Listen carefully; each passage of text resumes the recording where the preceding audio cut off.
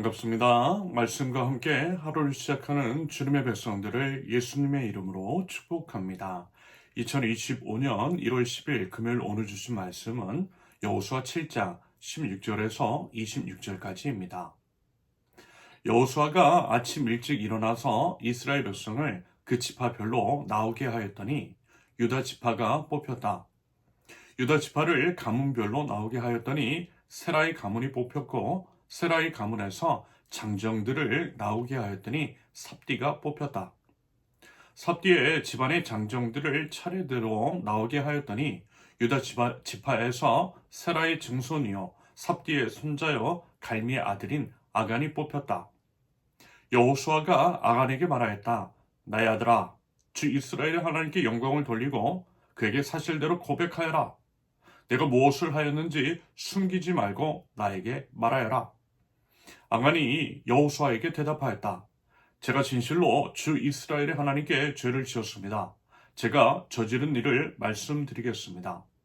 제가 전리품 가운데에서 신안에서 만든 아름다운 외투 한 벌과 은 200세겔과 50세겔이 나가는 금덩이 하나를 보고 탐이 나서 가졌습니다. 보십시오. 그 물건들을 저희 장막 안 땅 속에 감추어 두었는데 은을 맨 밑에 두었습니다. 여호수아가 사람들을 그리로 보냈다. 그들이 장막으로 달려가 보니 물건이 그 장막 안에 감춰져 있고 은이 그 밑에 있었다. 그들은 그것을 그 장막 가운데서 파내어 여호수아와 모든 이스라엘 자손이 있는 대로 가져와서 주님 앞에 펼쳐놓았다. 여호수아는 세라의 아들 아간과 그 음과 외투와 금덩이와 그 아들들과 딸들과 소들과 나귀들과 양들과 장막과 그에게 딸린 모든 것을 이끌고 아골 골짜기로 갔으며 온 이스라엘 백성도 그와 함께 갔다. 여호수아가 말하였다. 너는 어찌하여 우리를 괴롭게 하느냐? 오늘 주님께서 너를 괴롭히실 것이다. 그러자 온 이스라엘 백성이 그를 돌로 쳐서 죽이고 남은 가족과 재산도 모두 돌로 치고 불살랐다. 그들은 그 위에 큰 돌무더기를 쌓았는데 그것이 오늘까지 있다. 이렇게 하고 나서야 주님께서 맹렬한 진노를 거두셨다. 그래서 그곳 이름을 오늘까지도 아골 골짜기라고 부른다. 아멘.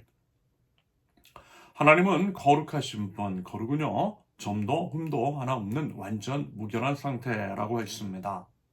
하나님께서 우리에게 그거 원하신다라는 거예요.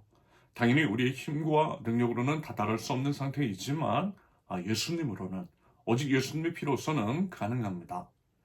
그러므로 우리는 날마다 매 순간마다 예수님을 의지하고 주님의 거룩한 피를 힘입어 거룩하신 하나님께 나가야 합니다. 우리의 삶 속에서 하나님께 거룩한 산재물의 예배를 드려야만 하는 거죠. 그러면서 이런 게 있어요. 아마 이제 거의 대부분의 조직 또는 공동체에서 처음 기틀을 잡을 때 아무래도 이제 보다 엄격하게 적용하는 그런 것들이 있습니다. 첫 단추를 잘 끼워야 한다라고 하죠. 그렇지 않으면 이후에 모든 것들이 무너질 수 있습니다. 그래서라도요, 처음에는 어떤 규율을 정하고 그것을 이행할 때 엄격하게 하죠. 설령 나중에는 조금 완화한다 할지라도 처음에는 확실하게 해요. 그래야만 다들 정신 똑바로 차리고 정해진 사안을 엄중하게 지킬 것이고요. 공동체와 조직이 유지가 될 수 있을 것입니다. 지금 이제 한국 사회가 여전히 불안정성이 해소되지 않는 이유. 앞으로 이제 우리 한국 사회에 대한 염려가 되는 것도요. 어쩌면 이와 맥을 같이 하는 것일 수도 있겠습니다. 법치가 무너졌다라는 거예요. 솔선수범해서 법을 지켜야 할 지도자가 법을 대수롭지 않게 여기고 자기 마음대로 하더라는 것입니다. 사실요, 이런 모습은요, 집권 초기에서부터 드러나는 것들이 사실이었죠. 처음에 이제 확실히 이런 부분을 잡지 않으니 점점 심각해져서 골마 터지고 그것이 이제 한국 사회 전반적으로 전염이 되어 큰 위기의 원인이 된 것일 수 있다라고 해석이 됩니다. 아무튼요, 성령도 그래요. 오늘 말씀이 그렇습니다. 어제 나눴던 말씀의 연장선으로 아이성 전투의 패배 이후 여호수아는 하나님 앞에 나아가 울며 기도했고요. 하나님께서는 이스라엘의 죄가 있음을 말씀하십니다. 그리고 이제 그 죄의 원인, 죄악을 저지른 사람을 찾아내어 그것을 제거하라고 하시죠. 말하자면 그 말씀을 따라 그것을 시행하는 내용이 오늘 본문입니다. 16절의 기록처럼 여호수아는 아침 일찍 일어났어요. 물론 이제 평소에도 일찍 일어났겠죠. 지도자는요 부지런해야 합니다. 부지런한 여호수아, 이번에는 더더욱 엄중한 마음으로 아침 일찍부터 일어나 사람들을 소집했습니다. 그리고요 주사위로 뽑았어요. 세번역 성경에는 주사위라고 하는데 보통 이제 제비뽑기로 이해합니다.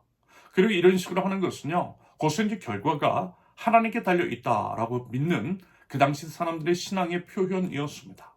하나님께서 주권적으로 그 결과를 정하신다라고 하는 믿음인 거죠. 그래서 어때요? 아간이 뽑힙니다.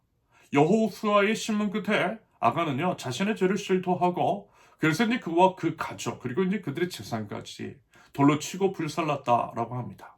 그리고 그들 위에 돌 무더기를 쌓았는데 그것을 뭐라고요?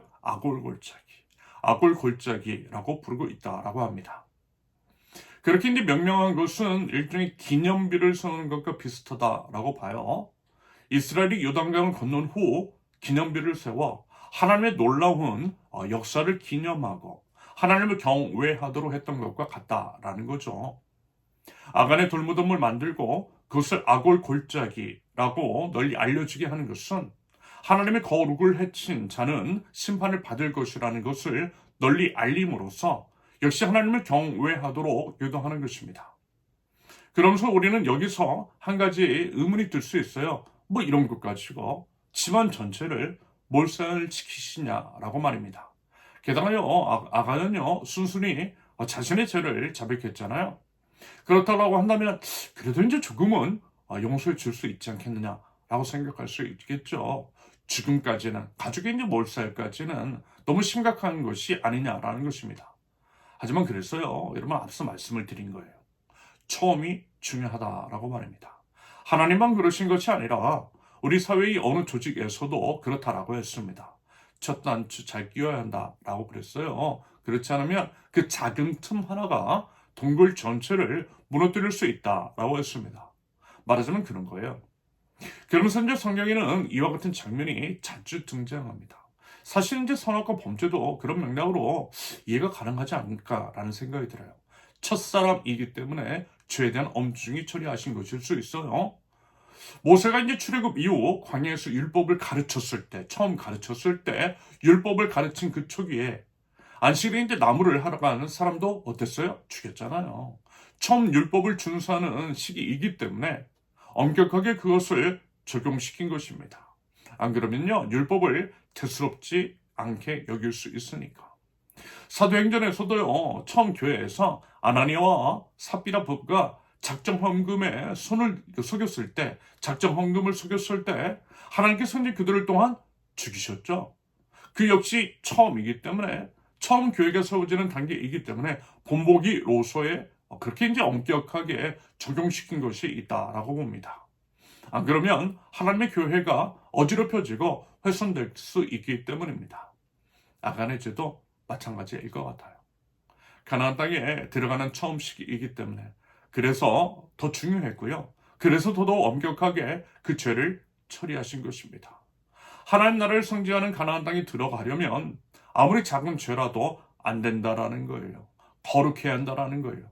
그래서 단호하게 처리하라 명하셨고 그럼으로써 하나님의 거룩을 회복했으며 이를 통해 거룩하신 하나님을 경외하는 법을 이스라엘 백성 전체에게 다시 한번 가르쳐 준 것입니다.